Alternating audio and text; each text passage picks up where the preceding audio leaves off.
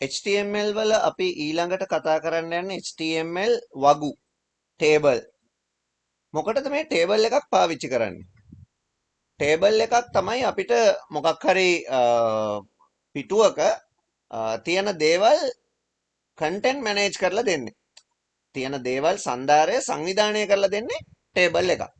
දැන් උදාහරණයක් විදිහට අපි මොකක් හරි ටේබල් එකක් ගමුකෝ. අපි හිතමු Facebook එක කියලා ඉස්සෙල්ලා හිතමුකෝ. එතකොට facebook.com එකට ගියාම මේ ඕපන් වෙලා තියෙන වින්ඩෝ එක ඇතුලේ පොඩි කන්ටෙන්ට් මැනේජ්මන්ට් සිස්ටම් එකක් තියෙනවා. ඒ කියන්නේ මේක ඇතුලේ පොඩි ටේබල් ස්ට්‍රක්චර් එකක් පාවිච්චි වෙලා තියෙනවා. හැබැයි මේ වගේ ඒවා හදන්න ටේබල් පාවිච්චි කරන්න නැහැ. මම කියන්නේ ටේබල් කියන එකෙන් කරන්න පුළුවන් මේක බෙදලා තියෙන පිටුව. ඒ හින්දා තමයි එක එක දේවල් එක එක තැන් වලට අවිල්ලා තියෙන්නේ. දැන් උදාහරණයක් විදිහට මම ගත්තොත් මම අපේ සිස්ටම් එකේ වෙබ්සයිට් එක ඒක මම හදාගෙන තියෙන්නෙත් එහෙම.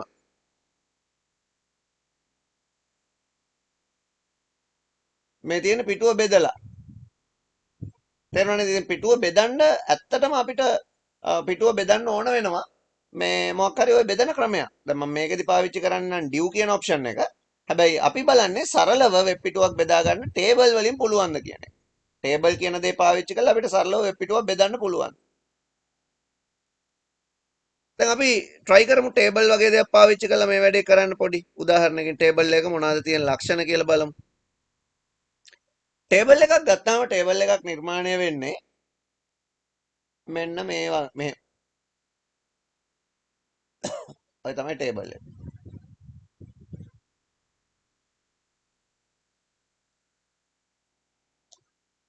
මොනවද එතකොට ටේබල් එකක තියෙන දේවල්? ටේබල් එකකට මොකක් හරි මාතෘකාවක් තියෙන්න පුළුවන් නේ.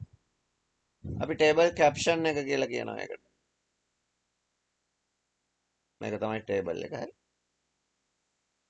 ටේබල් එක මේ වටේ තියෙන ඉර අපි ඒකට කියනවා ටේබල් බෝඩ් එක කියලා. ඊළඟට ටේබල් එකක මෙන්න මේ පැත්තට ටේබල්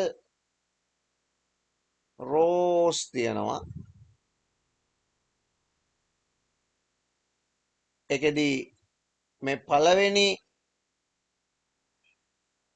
රෝ සෙට් එක අපි ඒකට කියනවා හෙඩ රෝ කියලා. ඊළඟට මේ අනික් ඒවා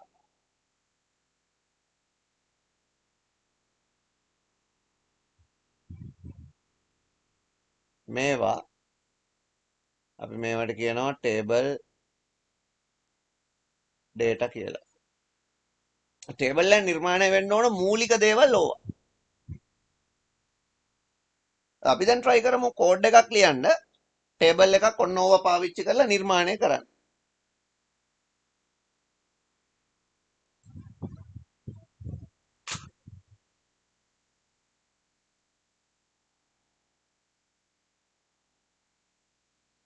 මම කොහොමද මේ වගේ ටේබල් එකක් නිර්මාණය කරන්නේ? ඉස්සෙල්ලාම අපේ ටැග් එක ලියන්න ඕන අපි ටේබල්. ඒකෙන් අදහස් වෙන්නේ ටේබල් එකක් නිර්මාණය වෙනවා කියන එක. මේ ටේබල් එකට බෝඩර් එකක් මම දාන්න ඕනේ නැත්නම් ඉරි පේන්නේ නැතුව යනවා. බෝඩර් එක දාන්න මට පාවිච්චි කරන්න පුළුවන් බෝඩර් එකට මොකක් හරි සයිස් එකක්. දැන්ට ප්‍රධාන වශයෙන් එච්චරයි. තව ඇට්‍රිබියුට් තියෙනවා පස්සේ කතා කරමු. ටේබල් එකට මාතෘකාවක් දාන්න පුළුවන්. කැප්ෂන්. මේ කැප්ෂන් කියන මාතෘකාව අපිට ඕන නම් එකෙල්ල කරන්න පුළුවන්, align කරන්න පුළුවන්.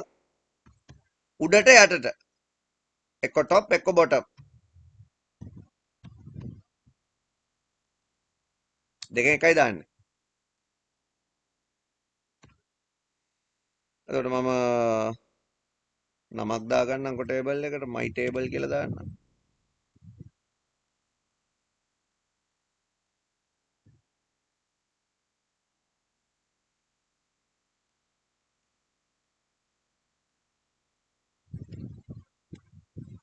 ඊළඟට ටේබල් එකක ටේබල් රෝ එකක් හදන්න ඕන. මම ඒකට පාවිච්චි කරන්නේ tr කියලා ටැග් එකක්.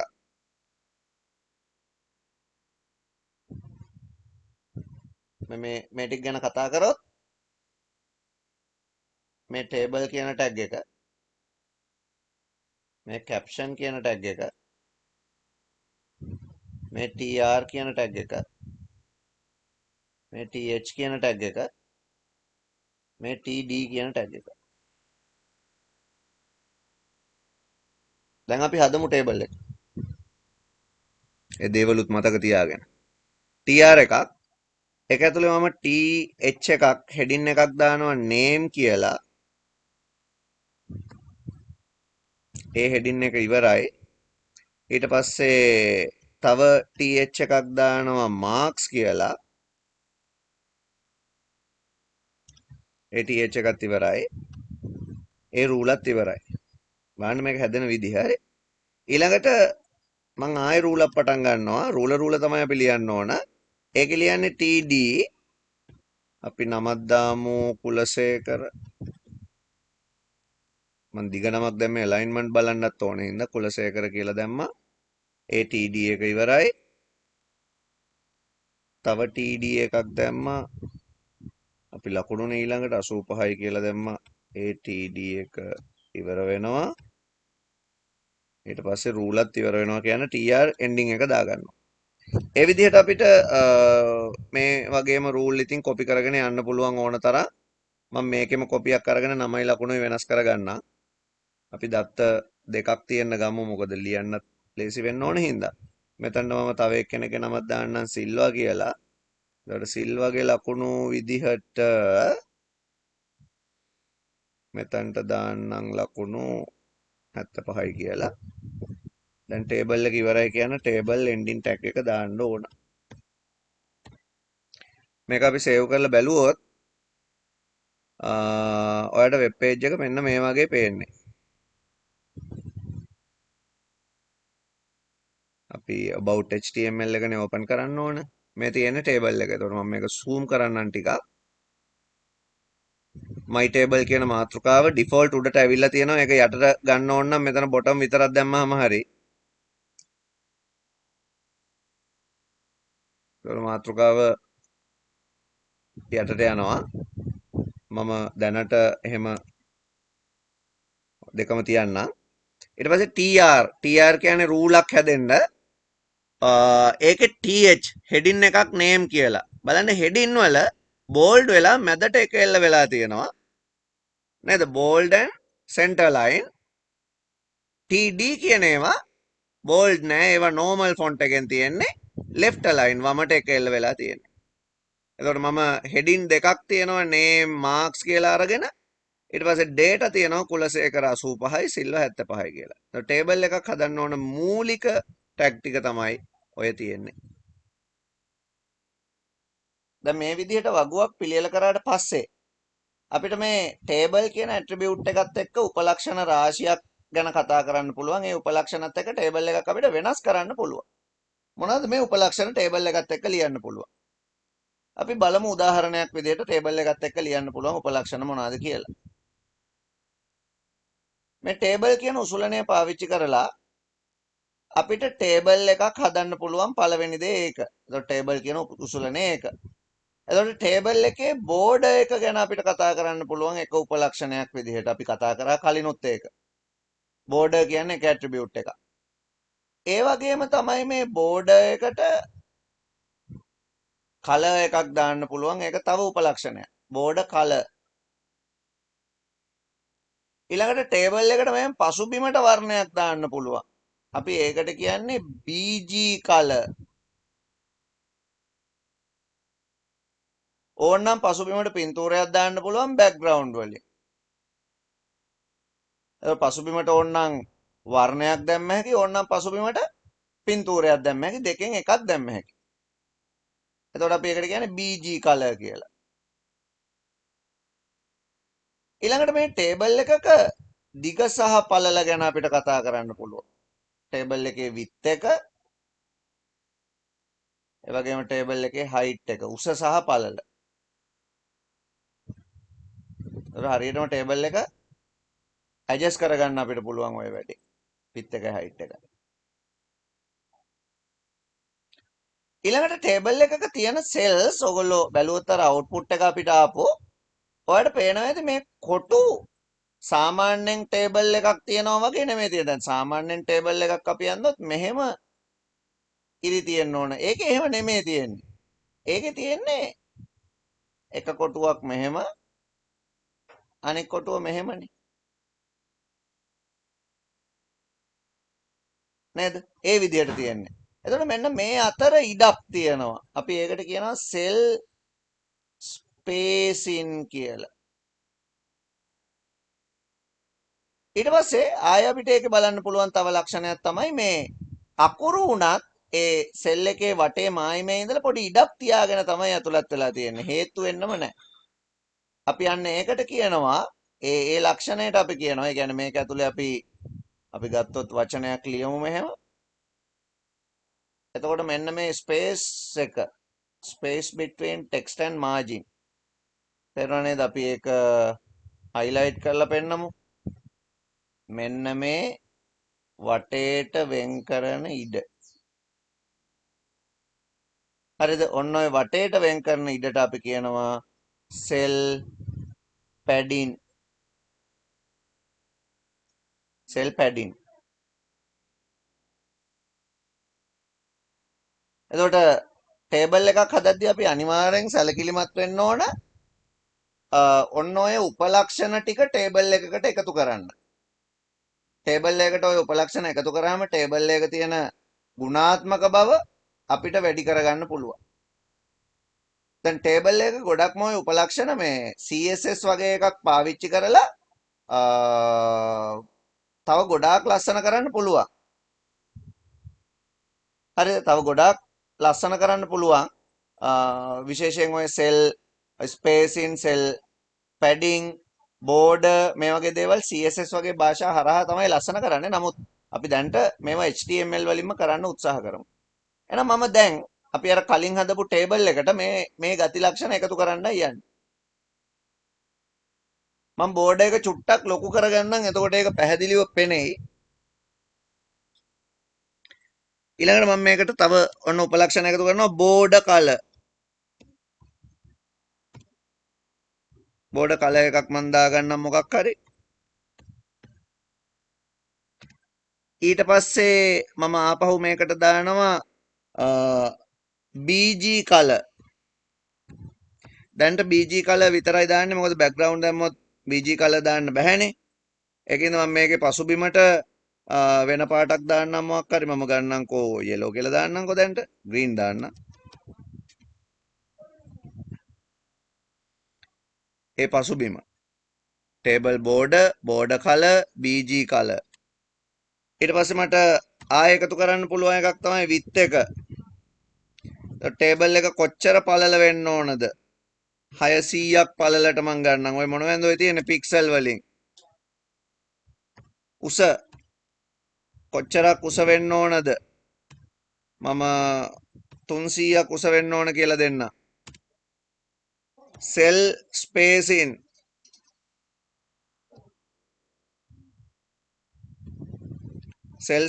විදිහට මම මෙතනට දාන්නම් සෙල් අතර දුර 5කින් තියෙන්න ඕන. cell padding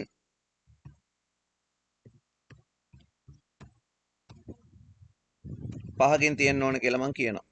කියලා මම මේ ටේබල් එක සේව් කරලා අපි රිෆ්‍රෙෂ් කරලා බලමු මොකද වෙන්නේ කියලා ටේබල් එකට. ඔන්න ඇත්ත සයිස් එක. කලර් එකේ ප්‍රශ්නයක් මොකක් හරි ඇති පේන්නේ නැත්තේ ඒකයි අපි ඒක පොඩ්ඩක් බලමු. border color BORDER border color නේ. right. ඔයාලට පේනවා ඇති ඒකේ border වලට නිල් පාටක් ඇවිල්ලා තියෙනවා.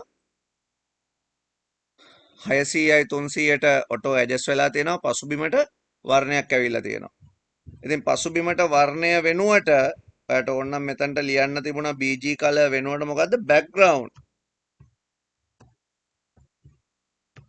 background වලට ඔයාලට පින්තූරයක් තියෙන තැනක් දෙන්න වෙනවා. එතකොට මට ලියන්න වෙන්නේ ආපස්සට ගියා image කියන folder එක ඇතුලේ අපේ තියෙන ඒවානේ මම මේ ගන්න හරියද back to .jpg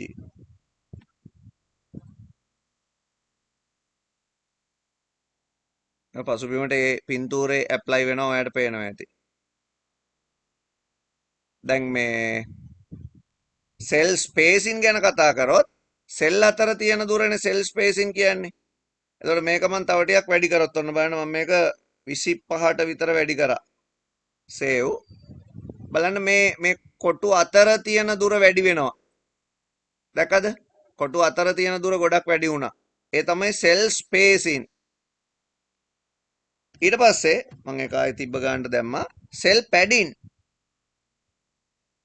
දැන් cell padding කියලා කියන්නේ මේ අකුරක් අයිනේ ඉඳලා කොච්චර ඉස්සරහට ඇවිල්ලාද යටින් නම් ඉතින් ප්‍රශ්නයක් නැහැ අකුරු කොහොමද ගොඩක් ලොකු ඒවා නෙවෙයි මේකේ මේක බලන්න වෙන්නේ මුලින්මයි. එතකොට මුල ඉඳලා මේ පහක ඉඩක් තියෙන්නේ. මට ඕක තව ටිකක් වැඩි කරගන්න ඕනේ. එහෙනම් මම මෙතනට දාගන්නවා 35ක් විතර කියලා. සේව් කරලා අපි බලමු. අපිට පේනවා ඇති වචන තව ටිකක් ඉස්සරහට ආවා. padding. ඒකත් මම 5කින් තියන්නම්. එතකොට මෙතන මම උපලක්ෂණ කීපයක් ගැන කතා කරනවා. BG color එකත් මම මෙතනට දාන්නම්.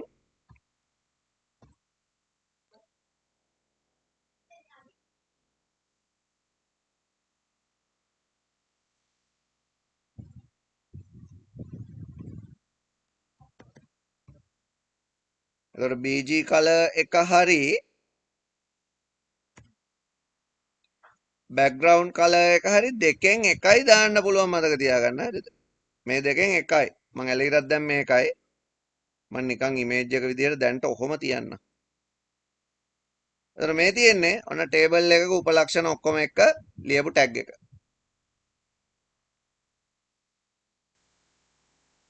දැන් ටේබල් එකක් අපිට වෙනස් කරන්න පුළුවන් border color, BG color, width, height, cell padding, cell space කියන attribute පාවිච්චි කරලා. ඒ වගේම තමයි මේ ටේබල් එකක තියෙන cells මේ ටේබල් එක ඇතුලේ තියෙන එක cell අපිට ඒවත් වෙනස් කරන්න පුළුවන් attributes තියෙනවා. දැන් උදාහරණයක් විදිහට ගත්තොත් මෙහෙම අපි ටේබල් එකක් හැදුවාම මේ ටේබල් එකේ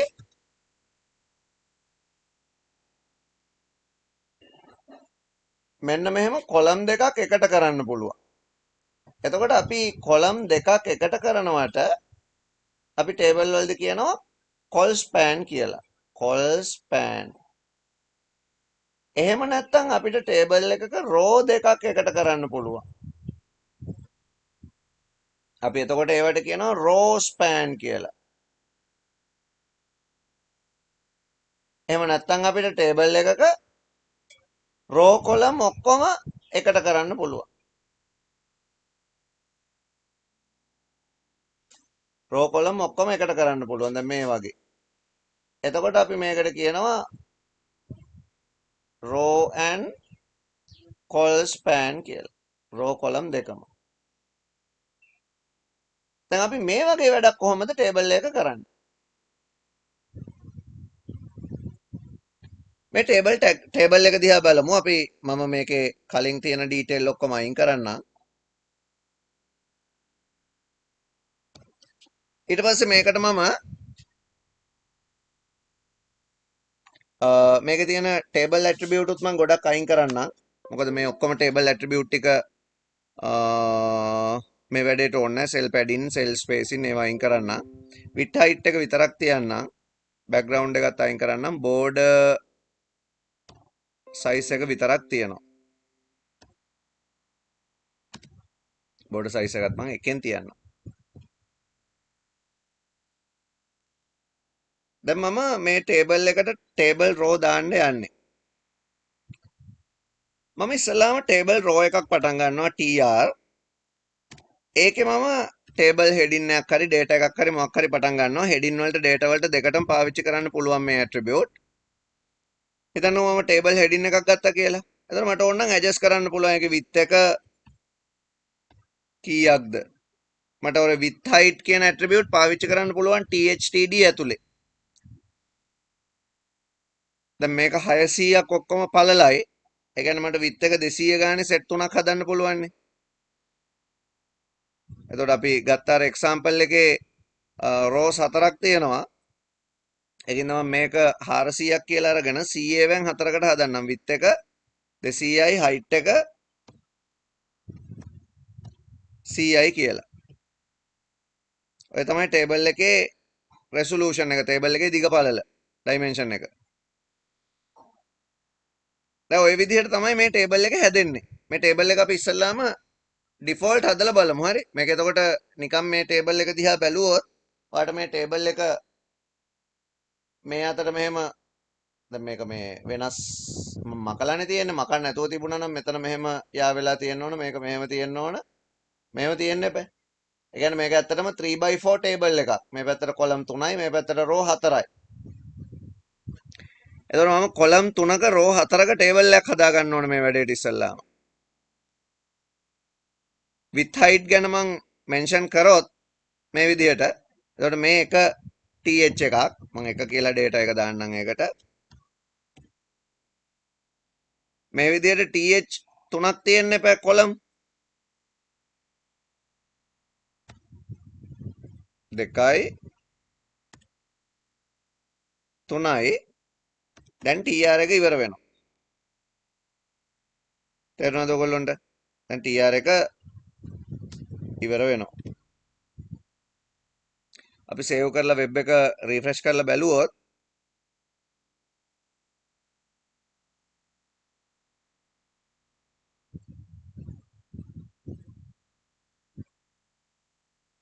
මේ වගේ තුනකට බෙදිලා දැන් අනික් කොලම් එනකන් තාම හරියට බැලන්ස් වෙන්නේ නැහැ. ඊළඟට අනික් කොලම් ගත්තොත් තවත් මේ වගේ සෙට් පාතට තුනක් තියෙන්න ඕන. එතකොට ඒවා th නෙමෙයි හැබැයි ඒවා td වෙන්න ඕන. හෙඩින් නෙමෙයිනේ දැන් තියෙන්නේ. දැන් data.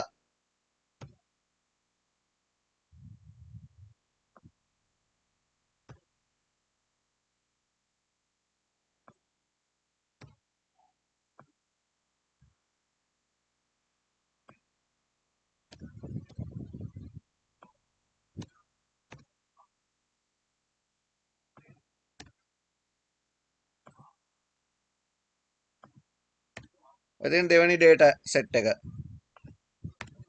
මම සේව් කරලා ඔයාලට පෙන්නන්නම්.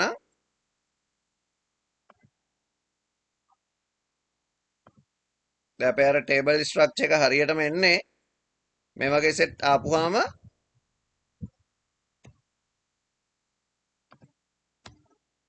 හතරක් නේද? මෙහෙම එකක් එනවා.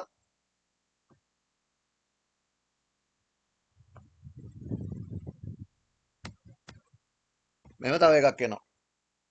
දැන් අර මම දීපු example එකේ table එක තමයි මේ ඇඳුනේ ඉස්සෙල්ලාම default. දැන් මේකේ අපි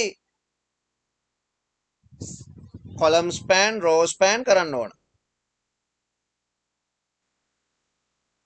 දැන් හොඳට බලන්න පළවෙනි එකේ කොලම් දෙකක් එකතු වෙන්න ඕන.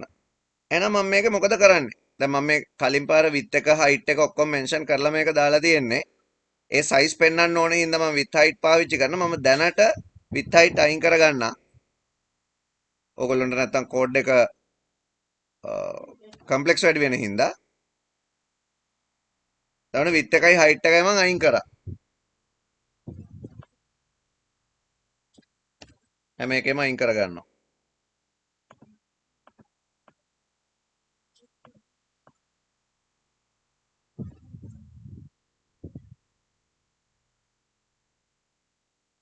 මේකත් අයින් කරනවා.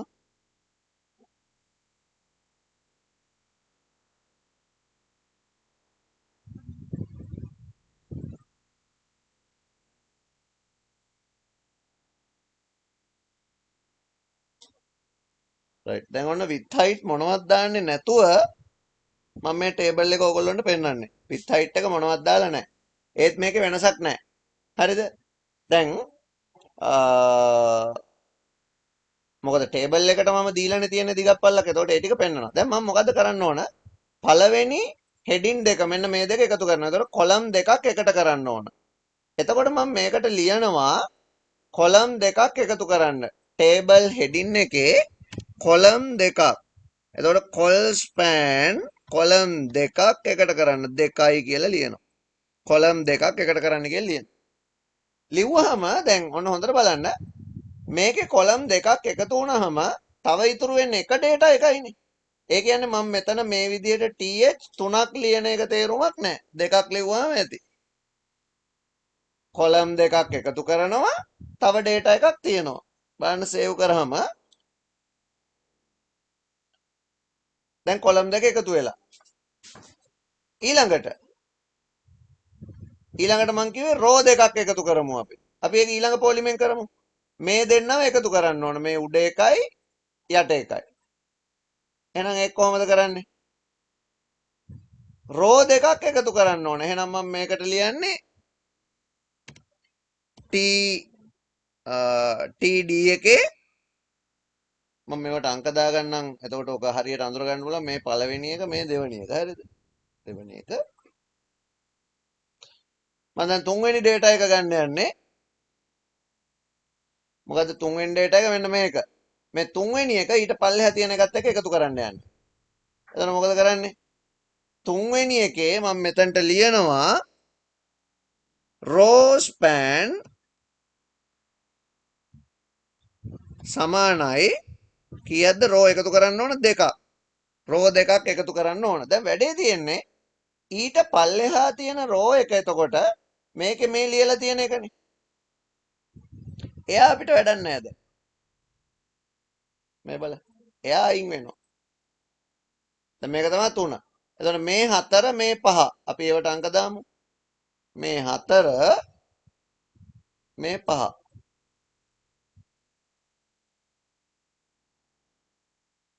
4 5.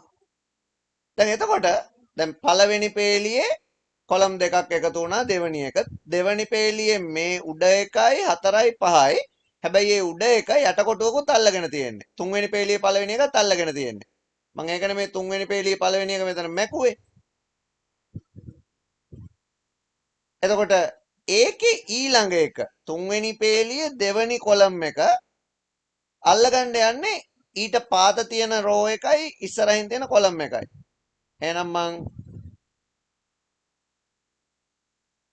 මේ TD එකට row span දෙකක් දානවා. col span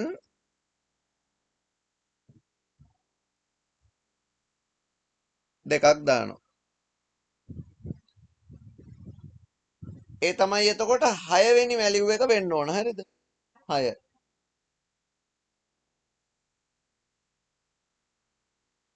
දැන් කොටු දෙකක් තව වැඩි. ඇයි? මේක ඉතුරු වෙන්නේ තව එකයිනේ 7 වෙනි වැලියු එක කියලා. අනිත් දෙක වැඩියෙන් තියෙනවා එතකොට. ඒකයි ඒ පැනලා තියෙන වැඩිපුර. මම මේ දෙක මගලා අයින් කරනවා. ඔන්න අර කියන ටේබල් ස්ට්‍රක්චර් එක හැදුණා. පළවෙනි එකේ කොලම්, ඊළඟ එකේ රෝ, ඊළඟ එකේ රෝ කොලම් දෙකම. 6 වෙනි එකේ 7 එතකොට අන්තිමට ඉතුරු වෙන්නේ. ලියලා තියෙන පිළිවෙල එහෙමයි. 1 2 3 4 5 6 7. කෝඩ් ලියලා තියෙන්නේ ඔය අංක දාපු පිළිවෙලටමයි. හරිද? අංක දාපු පිළිවෙලටමයි ලියලා තියෙන්නේ. මේ තියෙන්නේ කෝඩ් මන් සෙට් වෙන් කරලා තියෙන්නේ ওই විදිහට. උඩ ටේබල් ටැග්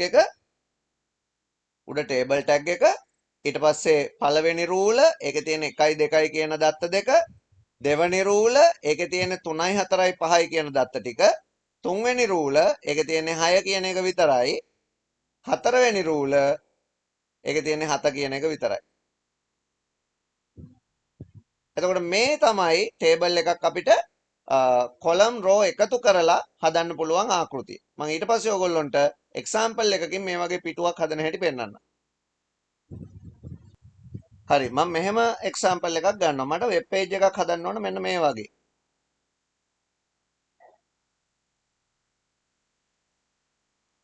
මේ වෙබ් පේජ් එකේ ටොපික් එකක් තියෙන්න ඕන ටිකක් ලොකු අකුරකින් අපි එහෙම හිතමු.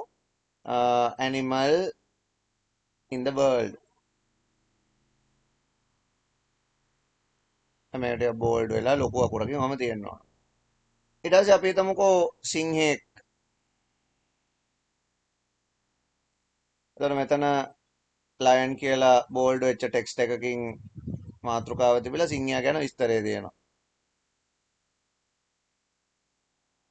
හරි. ඊට පස්සේ මෙතන ඉන්නවා කොටියෙක්. ටයිගර් කියලා මාතෘකාව තිබිලා එද කොටියා ගැන විස්තරය මේවා.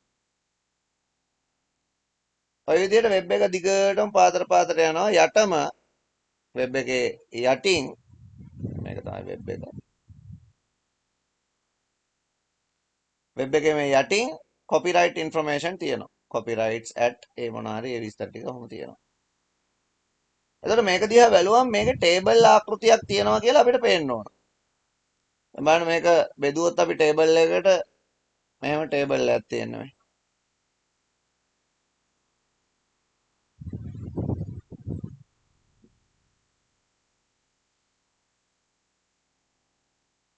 මෙන්න මේ ටේබල් ටික අපි හරියට මේ ආකෘතිය හදා ගන්න ඕන. ඉතින් මම මේකට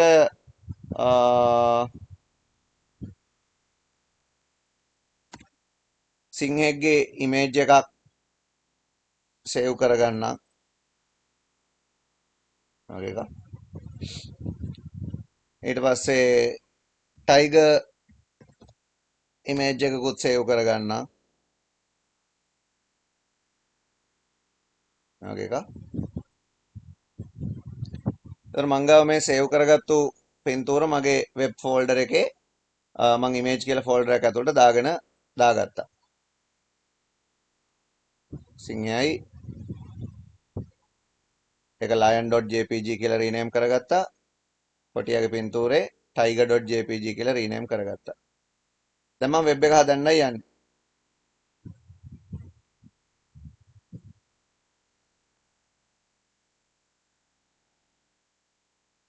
බලන්න මේ වෙබ් එක හදද්දි මම පාවිච්චි කරන දේවල් දැන් මේක තමයි පේජ් එක. හරිද? මේ හෝම් පේජ් එකට ඉන්ඩෙක්ස් එකට මම හදන්න යන්නේ.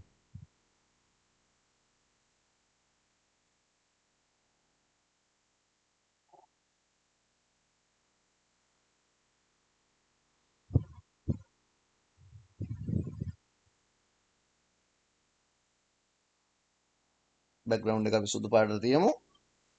ඒ පටන් ගන්නවා ටේබල් කියලා ටැග් එකකින්. බෝඩ් එකක් දා ගන්නවා. එකක විතර වගේ. මාජින් හරියට බලා ගන්න ඕනේ හින්දා. ඊට පස්සේ ටේබල් එකේ width එක මම width එක දානවා 100ට 100යි කියලා. ඒ කියන්නේ මුළු පිටුවම පිරෙන්න කියන අදහස එතනින් එනවා. height එකක් ඕනේ නැහැ. height එක තියෙන දත්තත් එක්ක ඇඩ්ජස්ට් වෙයි. ඊළඟට මම මේකට රූලක් හදනවා tr එකක්. data එකක් දාන්න යනවා. heading වැඩක් නැහැ. data එකක් දාන්න යනවා column 3ක් එකතු කරලා. column 3ක් මම මේකට එකතු කරගන්නවා. call span එක 3යි. මේක ඇතුලේ font face එක මම මතක නමක් දාන්නම් Cooper size එක අපිට ඊට වඩා වැඩි කරන්න බෑනේ HTML වලින් 7යි දෙන්න පුළුවන් 7යි color එක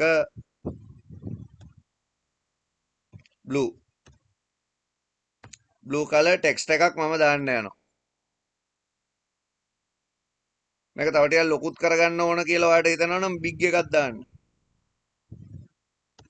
හරි මම දැන් දාන්න යන්නේ නැහැ ඒක big දෙක පැත්තට දාන්න big කියන එකෙන් starting ending tag දාන්න. එතකොට තව ලොකු කරගන්න පුළුවන් හතරට වඩා. right මොකද්ද අපිට දාන්න ඕන animal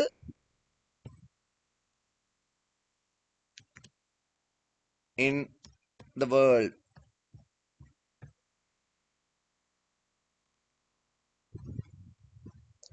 font එක ඉවර කරා. ඒ td එක ඉවර කරා. ඒ rule ඉවර කරා. දැන් මම save කරලා බැලුවොත් මේ වෙබ් එක කොයි වගේද අපිට පේන්නේ? මෙන්න මේ වගේ. මැදට ගන්න ඕන මේක. මොකද කරන්නේ? එහෙනම් මේක අපිට td ලියන්න නැතුව th ලිව්වා නම් ඉවරයිනේ. නැත්තම් center tag එකක් දාන්න වෙනවා. නැත්තම් th ලියනවා. th ලිව්වම කොහොමද මැදට එනවා? මොකද th කියන්නේ මැදට align වෙච්චානේ. වෙබ් එක බලමු රිෆ්‍රෙෂ් කරලා. මැදට align වෙලා තියෙනවා. එතකොට animal in the world කියන එක. දැන් මට අර සිංහයාගේ ආටිකල් එක හදන්න ඕන මේකට. මම වෙනම පොඩි හිස්තැනක් තිබ්බා ඒක අඳුර ගන්න ඕනේ හින්දා tr එකක් පටන් ගන්නවා තව td එකක් තියෙනවා. මේ td එක ඇතුළට පින්තූරේ import වෙන්න ඕනේ. එතකොට අපි පින්තූරයක් දාගන්නේ කොහමද? img src equal image කියන ෆෝල්ඩර් එක ඇතුලේ තියෙන lion.jpg එක පින්තූරේ මේකට import වෙන්න ඕන. පින්තූරේ size එක මම දිගපල්ල මොනවත් වෙනස් කරන්න ගියේ නැහැ. ඒ පින්තූරේ තියෙන size එකෙන්මයි මම open කරගත්තේ. ඒක එහෙමම අපි තියෙන්න අරිමු. ගොඩාක් ලොකු පින්තූර නෙමෙයි හින්දා.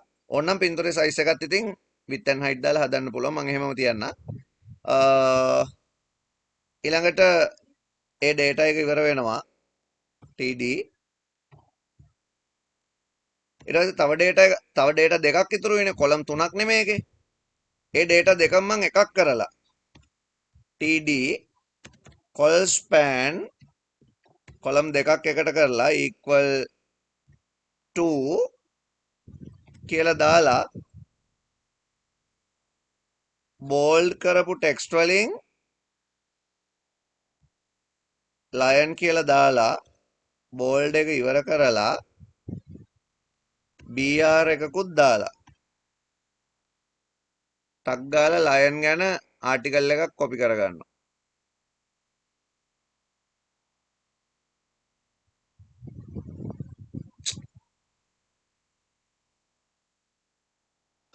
මේ තියෙන්නේ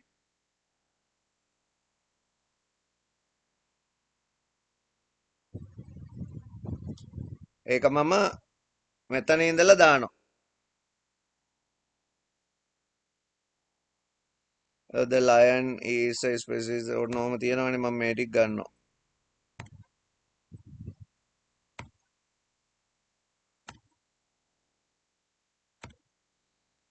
මම මෙතනට දානවා from wikipedia.org. ඉතින් ඕක ඕනනම් ahref එකක් දාලා link එකක් කරලාම තියන්න පුළුවන්. එතකොට ක්ලික් කරලා බැලුවාම මේක උඩ වැඩිපුර විස්තර බලන්න පුළුවන්. හරි. දැන්ට අපිට ඔය ඇති. ඊට පස්සේ මේ data එක ඉවරයි කියලා කියන්න ඕන. td වල ending එකක් දාලා ඒ වගේ මේ row එක ඉවරයි කියලා කියන්න ඕන tr වල ending එකක් දාලා. මම මේක save කරලා බැලුවොත් අපේ page එක කොහොමද පේන්නේ කියලා the lion ගැන information ඉස්සරහින් දාලා තියෙනවා. ඊට පස්සේ අපි යනවා tiger ගැන දාන්න. එතකොට මම ආයෙ කරන්නේ මොකද්ද? ඒකෙදි මං කිව්වේ tiger ගේ විස්තර ටික ඉස්සෙල්ලා දාලා. මෙන්න මෙහෙම ටිකක් ගන්න ඕනේ ආපහු. ඊළඟ tr එක tiger ගැන ආටිකල් එක තියෙන්න ඕනේ. ඒකින්ද මම මෙතනට tiger කියලා දාලා දැන් tiger ගේ information ටික ගන්නවා මම.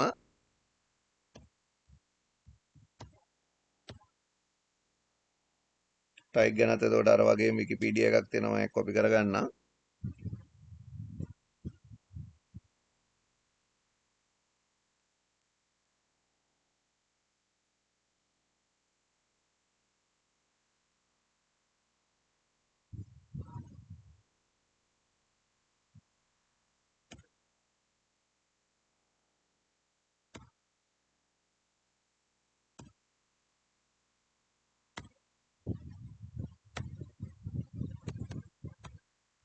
from wikipedia.org කියලා දාලා එයාගේ td එක finish කරනවා.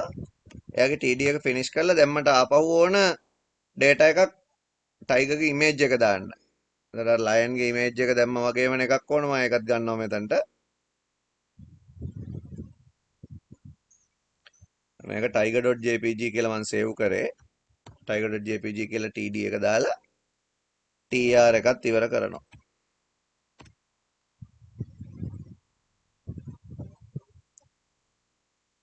දැන් save කරලා අපි බලමු page එකට ගිහිල්ලා. එතකොට tiger ගේ එකත් එතන යටට ඇවිල්ලා තියෙනවා.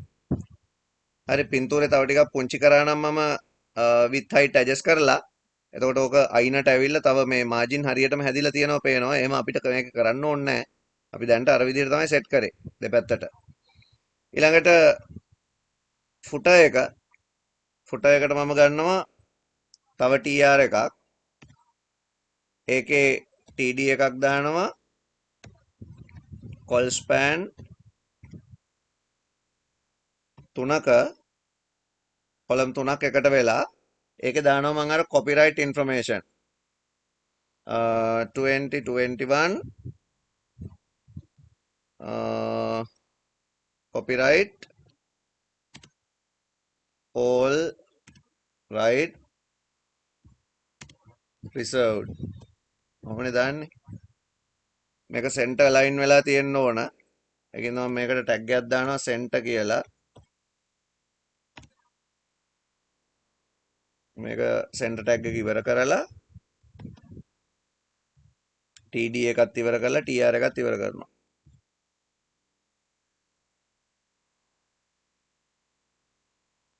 හරි td එකත් ඉවර කරලා tr එකත් ඉවර කරනවා ඉවර කරලා තමයි table එක ඉවර කරන්නේ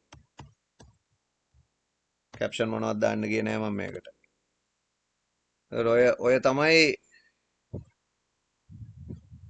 මේ table එකේ code එක හරි දැන් මම මේක refresh කරලා බලනවා save කරේ නෑ මං හිතන්නේ දැන් පේනවාද යට අර copyright information ටිකත් ඇවිල්ලා තියෙනවා දැන් මේ table එකේ ඉරි ටික අපි නැති කරලා දැම්මහම ඒ කියන්නේ අපි table එකේ border එකක් දාලා තියෙනවා 1යි කියලා මම මොකද කරන්න ඕනේ මේක බිඳුව කරනවා නැත්නම් border එකක් නොදා ඉන්නවා border attribute එක දැම්මේ නැතත් හරි දැන් බලන්න ඉරි මොනවත් නැහැ හැබැයි page එක බෙදිලා ලස්සනට තේරෙනවද මං කියන දේ එතකොට අපිට page එකක් ඔන්න ඔහොම තමයි format කරන්න වෙන්නේ web අපිට හදන්න පුළුවන් ලස්සනට table කියන එක පාවිච්චි කරලා page එක ඇතුලේ තියෙන දේවල් organize කරලා හරි ඉතින් ගොඩාක් ඔයා page එකක් අලුතෙන් ඩිසයින් කරනකොටම page එකේ structure එක පොඩි කොලයක ඇඳ ගන්න ගම ඒක table එකකට බෙදාගත්තොත් ඔයාට හරි ලේසියෙන් page එක manage කරන්න පුළුවන්. ඉතින් table tag එක අපිට කතා කරන්න තියෙන්නේ ඔන්න ඔය දේවල් ටික තමයි.